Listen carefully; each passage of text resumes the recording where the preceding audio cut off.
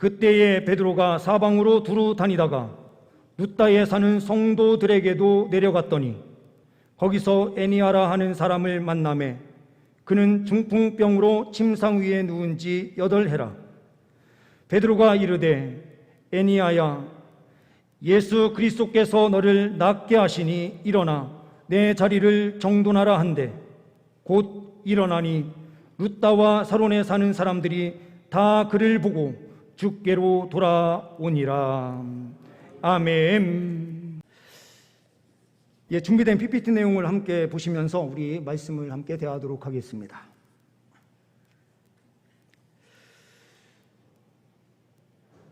오늘 본문의 베드로는 사마리아 전도를 가게 됩니다.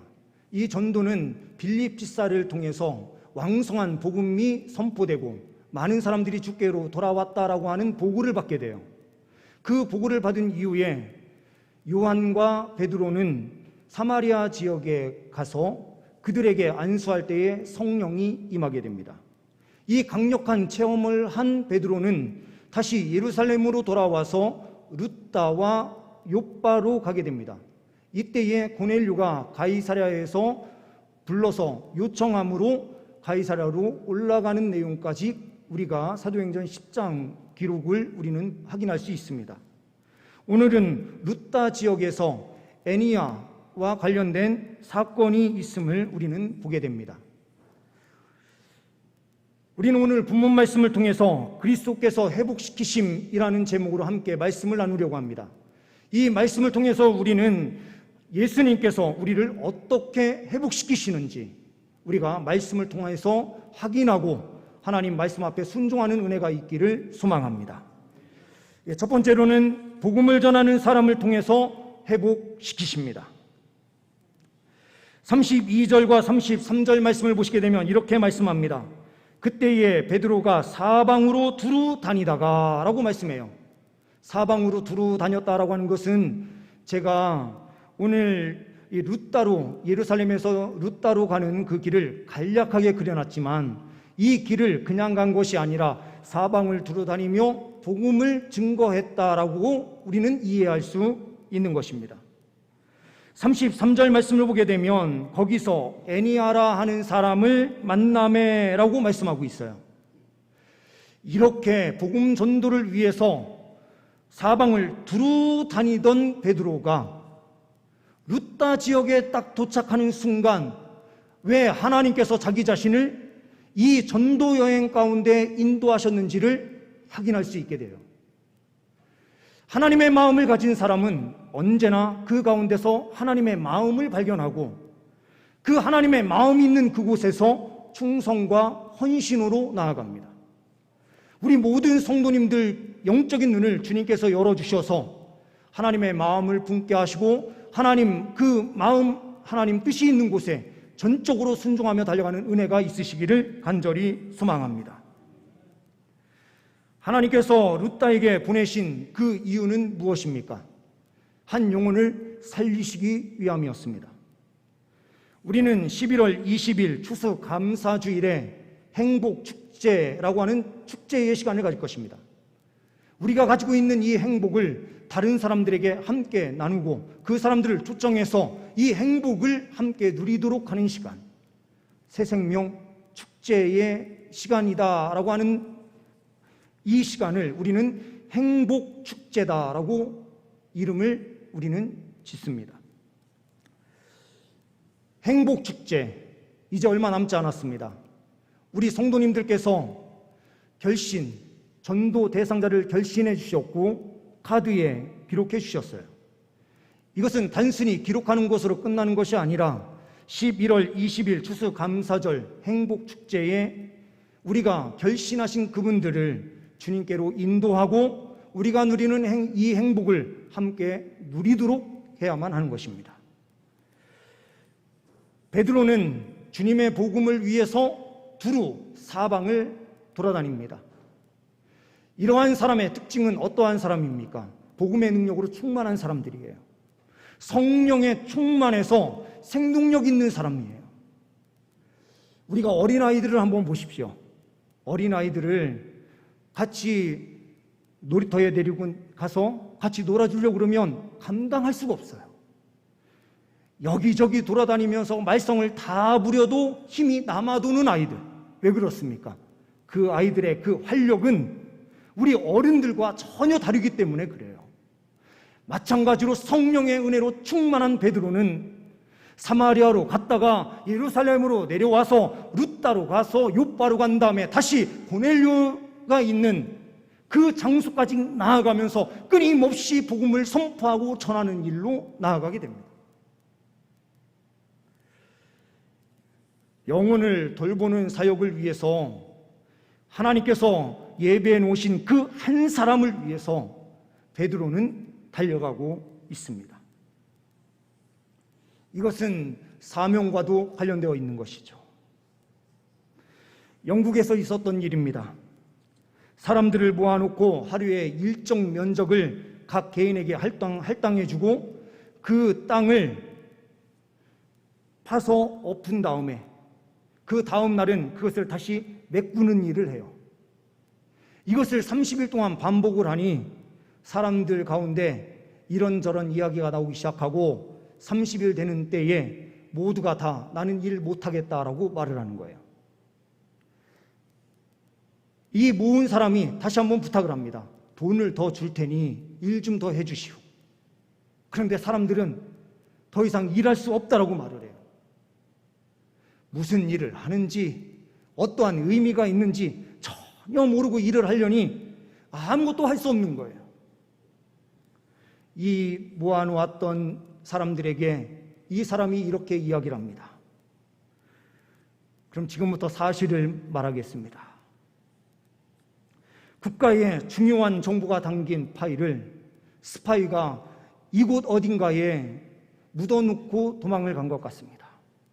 앞으로 한 달 후, 지금 우리가 한 달 동안 팠는데 한 달 후까지 찾지 못하면 큰일 납니다.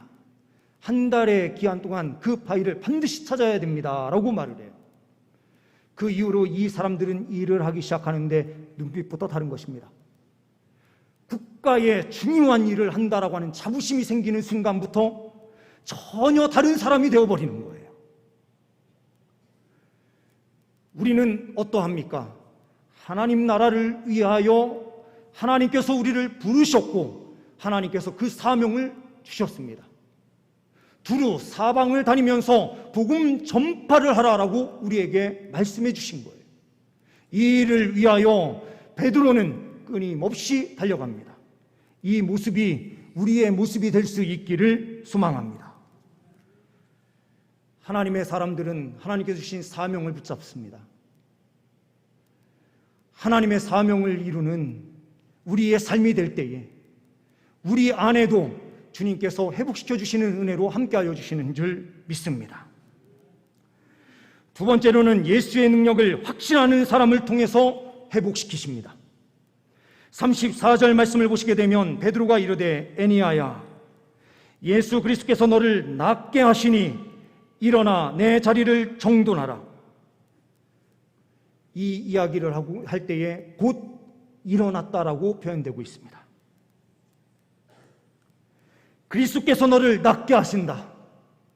이것이 복음입니다. 베드로는 어떠한 사역을 감당해도 늘 항상 예수 그리스도만을 이야기해요. 예수 그리스도 그 이름 자체에 능력이 있는 줄 믿습니다. 내 자리를 정돈하라. 공익근무요원 출신인 제가 이거 군대 얘기를 한다는 게 굉장히 민망하긴 해요. 그런데 어떻게 됐든 4주 훈련을 받고 저는 국방의 의무는 다 한 겁니다.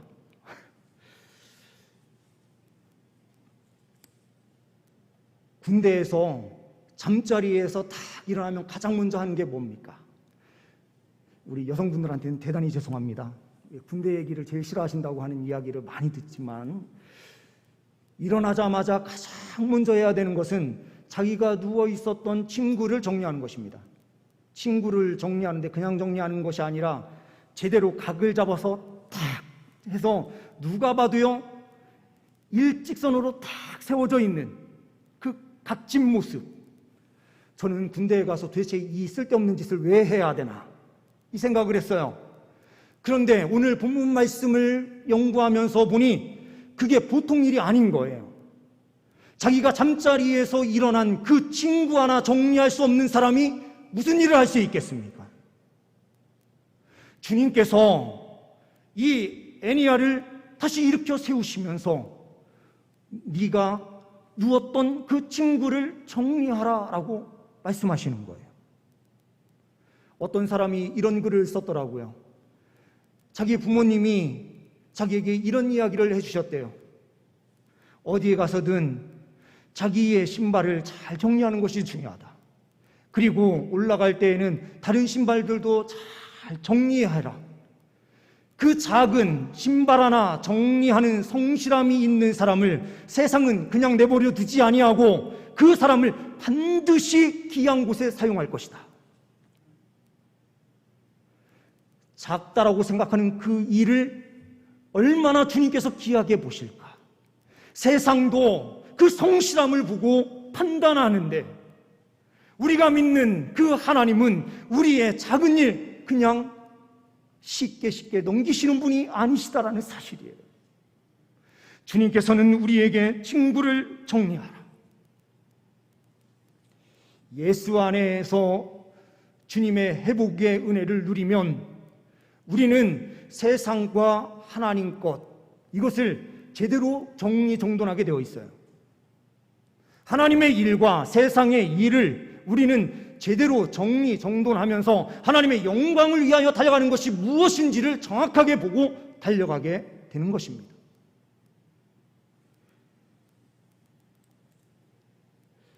기독교 사립대학 채플 대체과목 권고라고 하는 국가인권위원회 권고 내용이 7월 21일에 대학에 하달됐습니다. 기독교 사립대학이 설립된 것은 그것을 통해서 예수 그리스도의 복음을 증거하기 위한 것입니다. 또한 대법원에서 1998년 11월 10일에 이미 판결난 선고의 내용도 있습니다. 숭실대학에서 있었던 한 사건을 통해서 대법원까지 올라가면서 채플이 정당하다라는 것을 법적인 싸움에서 싸워서 승리를 한 적이 있어요. 사립학교는 국공립학교와는 달리 종교의 자유의 내용으로서 종교교육 내지는 종교 선전을 할 수 있음. 헌법 제31조 사항에 따라 헌법상 자치권이 부여된 대학은 종교교육과 종교선전을 위해 학생들로 하여금 일정한 내용의 종교교육을 받을 것을 졸업 요건으로 하는 학칙을 제정할 수 있다. 대학 예배에서의 6학기 참석을 졸업 요건으로 정한 위 대학의 학칙은 헌법상 종교의 자유에 반하는 위헌무효의 학칙이 아니라 판단한다라고 선고를 내렸습니다. 이 법적인 판결에 의하여 각 대학들은 채플을 드리는데 인권위원회라고 하는 이 인권의 문제로 대학에서 채플을 드릴 수 없고 그 채플을 드리기를 거부하는 사람들에게는 대체 과목을 수강하도록 하여 졸업에 문제가 없도록 하라라고 하는 권고가 나오게 된 것입니다. 기독교의 존재 이유는 예수 그리스도의 복음을 선포하고 전하기 위하여 존재하는 것입니다. 제가 근무했었던 대학도 마찬가지로 채플 시간에 이단과 관련된 내용을 조금이라도 이야기하면 JMS가 논산에 그 거처를 두고 있는데 그러다 보니 대전에 있는 대학들의 이 학생들이 많이 들어와요. 그러다 보니 채플 시간에 조그마한 이단과 관련된 이야기를 하더라도 이 사람들은 가만히 있지를 않습니다. 구원파와 관련된 이야기를 조금만 하더라도 기쁨의 교회라고 하는 그런 기쁜 소식 교회들이 그 주변에 또한 있어서 계속해서 문제를 제기해요. 이런 일들이 끊임없이 일어나는 이 시점에서 우리 한국교회가 무엇을 해야 하는가? 우리는 예수 그리스도의 복음을 선포하고 전하는 일을 절대로 타협해서는 안 됩니다. 기독교 대학이라고 하는 큰 기치를 들고 세워진 대학 안에서 그 모든 것에는 법적으로 허용되는 자유와 그 모든 또한 인권이라고 하는 이 부분에서도 그 사람들의 인권을 무시하는 것은 아니에요. 그들이 예배 시간에 다른 행동을 한다고 해서 누가 제재를 합니까? 무엇을 합니까? 그 시간에 신문을 보고 다른 행동을 하는 사람들도 많아요. 어떻게 복음을 전할까 연구하면서 다양한 방법을 사용을 해서 때로는 찬양 잘하는 가수들, 우리 찬양 가수들을 초청해서 처음부터 끝까지 찬양만 계속 듣다가 축도로 마무리를 하거나 다양한 방법을 사용하면서 그들에게 복음이 어떻게 하면 들어가게 할까 연구를 하거든요. 기독교 대학이라는 것을 다 알고 들어오고 그리고 체프를 드려야 된다라고 하는 부분에서도 다 사인을 하고 들어오도록 모든 것이 다 체계가 되어 있음에도 불구하고 들어온 이후에 체프를 거부하는 그런 행동들이 끊임없이 일어납니다.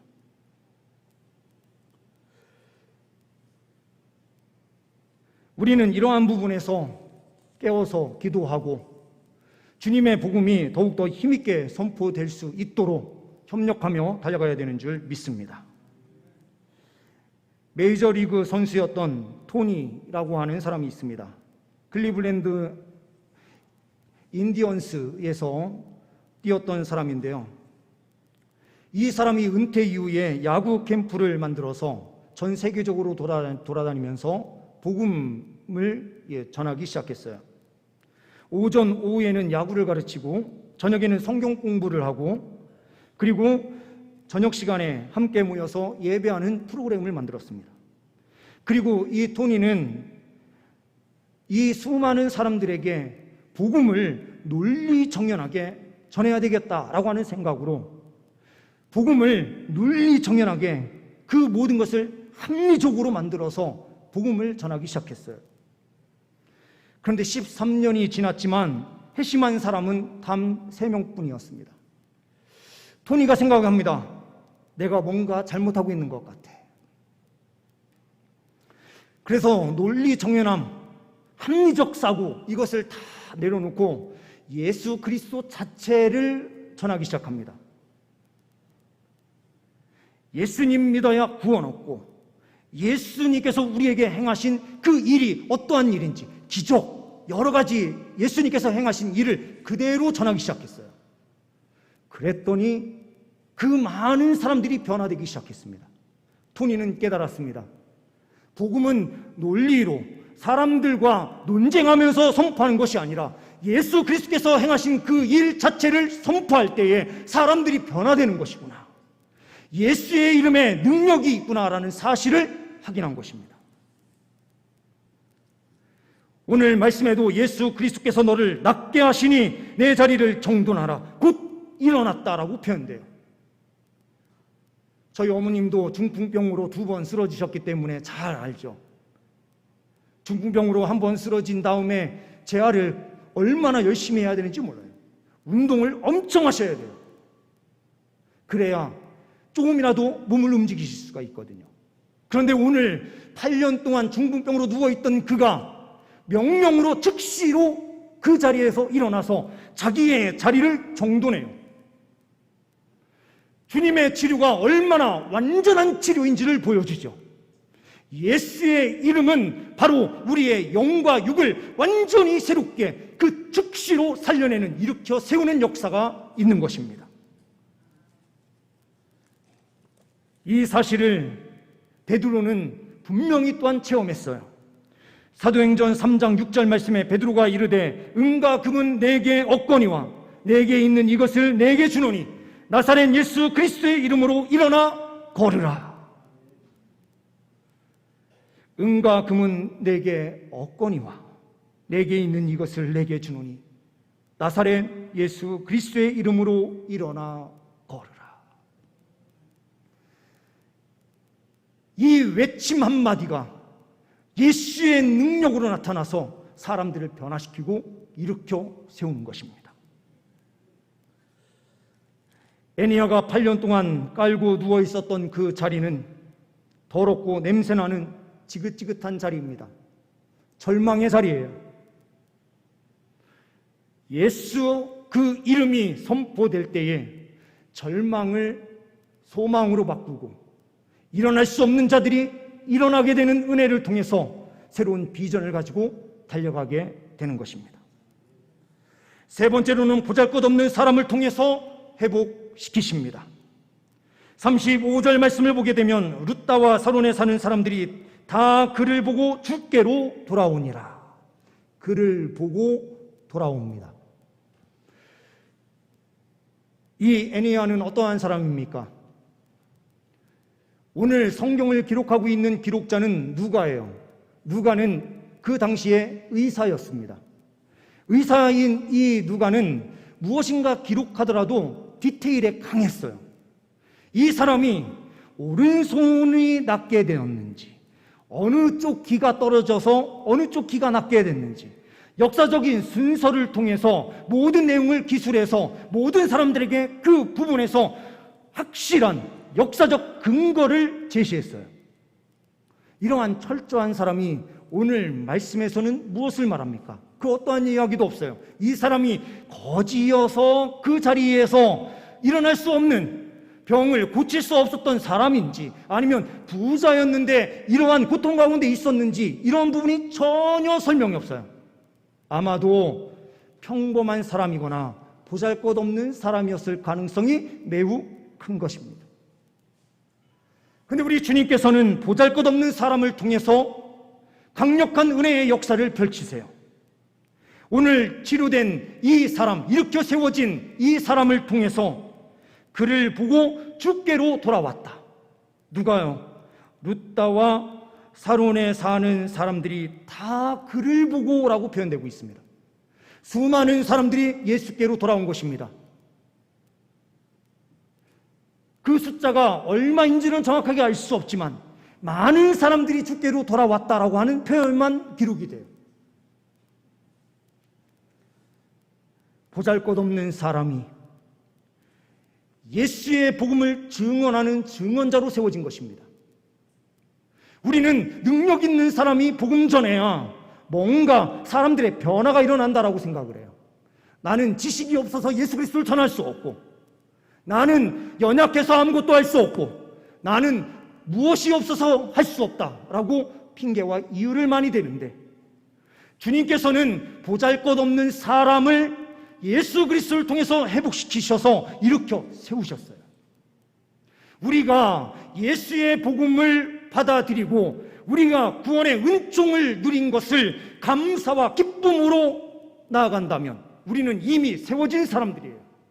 예수의 보혈이 우리에게 얼마나 큰 능력이 되는지 믿어지는 사람은 이미 일으켜 세워진 사람들이에요. 그러면 우리를 통해서 누가 증거되어야 됩니까? 예수 그리스도가 증거되어야 되고, 우리의 삶을 통해서 많은 사람들이 주께로 돌아와야 됩니다. 이 돌아온다라고 하는 것은 생명을 얻게 된다라는 것이죠. 동시에 하나님께, 하나님 나라에 속해져서 저 본향을 향하여 우리가 돌아가게 된다라는 의미가 있는 것입니다. 너무나 보잘것없었던 이 한 사람을 통해서 그 지역과 주변을 살려내게 됩니다.